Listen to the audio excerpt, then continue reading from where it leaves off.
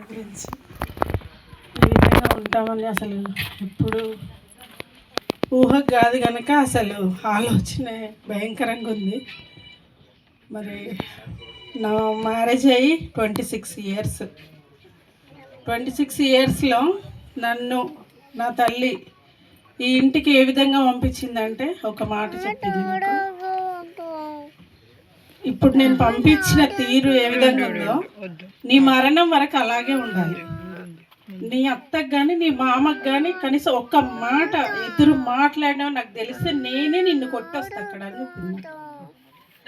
కానీ ఏ రోజు కూడా నా మామయ్యకి నేను ఎలాంటి సిచ్యువేషన్ అయినా అయ్యి ఉండొచ్చు అది, కానీ నేను ఎదురు కనీసం నిలబడను కూడా నిలబడను. అది ఇప్పుడు నేను ఇక్కడ అందరి ముందు అందరి సమక్షంలో చెప్తున్నా. కానీ ఇప్పుడు నుండైనా మా అత్తమ్మతో కూడా మేము అలాగే అంతే విధంగా మామయ్య ఉన్నా లేకపోయినా ఆమెను అదే విధంగా మేము ప్రేమిస్తాం, గౌరవిస్తాం, మర్యాద ఇస్తాం, రెస్పెక్ట్ ఇస్తాం. కానీ మామయ్య లేని లోటు అది మాకు చాలా భయంకరంగా ఉంది. అది ఎవ్వరూ పూడ్చలేడు. దేవుడే మమ్మల్ని ఆదరిస్తాడని నమ్మచ్చు.